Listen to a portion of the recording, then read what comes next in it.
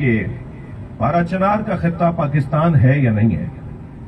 ہنگو کو ہاٹ پشاور یہ پورا کے پی کے کا یہ سارا خطہ کرم ایجنسی جس کو آپ کہہ لیجیے ضلع کرم جو ہے یہ کیا پاکستان کا خطہ ہے یا نہیں. ان کے شہریوں کو حفاظت فراہم کرنے کے لیے کیا کوئی شرط و شرائط لگائے جائیں گے؟ کیا یہ طے کیا جائے گا؟ کیا یہ ان سے کچھ لکھوایا جائے گا کہ آپ یہ شرط مان لیں تو ہم آپ کی جان کے محافظ ہیں؟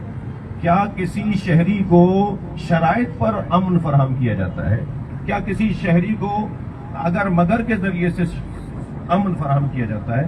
میرا ایک سوال ہے اداروں کے ساتھ اور ذمہ داروں کے ساتھ کہ یہ جو رویہ ہے، جو طریقہ ہے، خاص طور پر جس نقطے پہ جا کر بات رک جاتی ہے، یہ چند دن پہلے جو مذاکرات ناکام ہوئے اس کے اندر جو بات جا کے رکی ہے وہ یقیناً بات یہی ہے کہ کیسے آپ نہتوں کے حوالے اس خطے کو کرنا چاہتے ہیں، کیسے نہتوں کو دشمن کے حوالے کرنا چاہتے ہیں، کیسے نہتوں کو دہشت گردوں کے حوالے کرنا چاہتے ہیں. نہتے آپ اس خطے کے اندر امن و امان کو بحال کر کے کوئی 1 سال کا دورانیہ گزار دیجئے، کوئی 1.5 سال کا دورانیہ گزار دیجئے، آپ کی چوکیاں مضبوط ہوں، آپ آنے جانے والوں پر کڑی نظر رکھتے ہوں، آپ باہر والوں کو وہاں کا شرائط کرنے پہ کنٹرول کرنے کی صلاحیت رکھتے ہوں، تب آپ کے منہ سے یہ بات کہی اچھی لگے گی کہ وہاں مثلاً کسی چیز کو خلا کر دیا جائے اور اس چیز کو وہاں سے ختم کر دیا جائے اور وہ چیز لے لی جائے اور وہ چیز ان کے پاس نہیں ہونی چاہیے.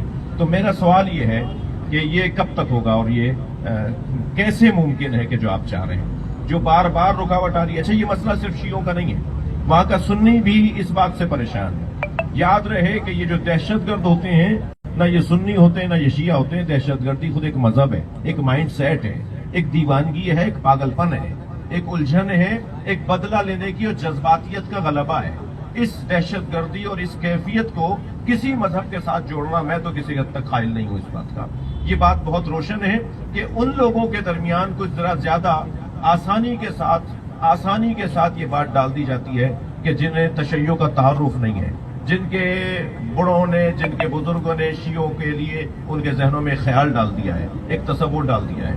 لیکن الحمدللہ بہت تیزی سے جو چیزیں واضح ہوتی چلی جا رہی ہیں، اب وہ دور ختم ہو گیا، اب تشیع کی صدی ہے. انشاءاللہ شیعت مسلمانوں کی حفاظت کا کام انجام دے گی. مجھے تو اس بات پر فخر ہوتا ہے کہ شیعہ سنیوں کا محافظ ثابت ہوا ہے اس صدی کے اندر. ہم پوری دنیا کے سنیوں کے محافظ ثابت ہوئے ہیں.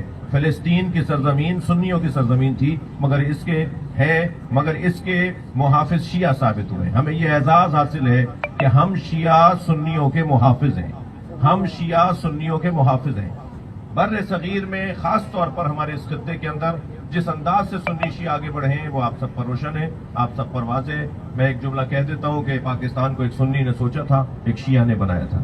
قائد اعظم محمد علی جناح شیعہ، جن کے مزار کے سائے میں ہم بیٹھے ہوئے ہیں. ایک صلوات پڑھ لیں ذرا نبی کی ذات.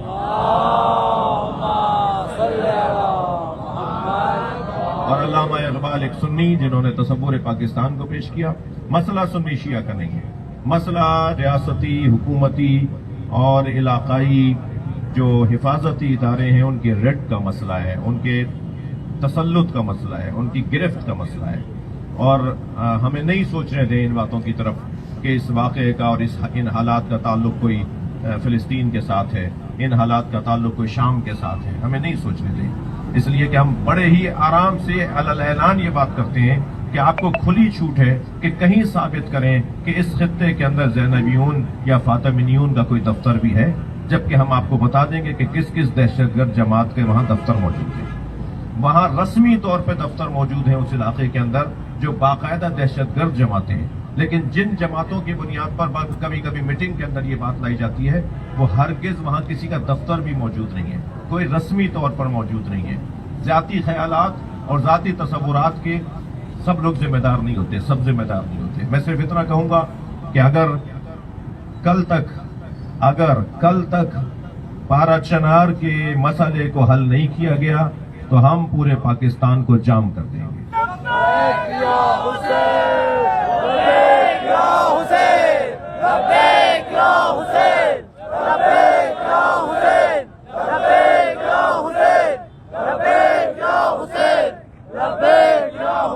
میں ایک مرتبہ پھر شہدائے پارا چنار کی مغفرت کی دعا کے لیے آپ سے سورہ فاتحہ کی التماس کرتا ہوں.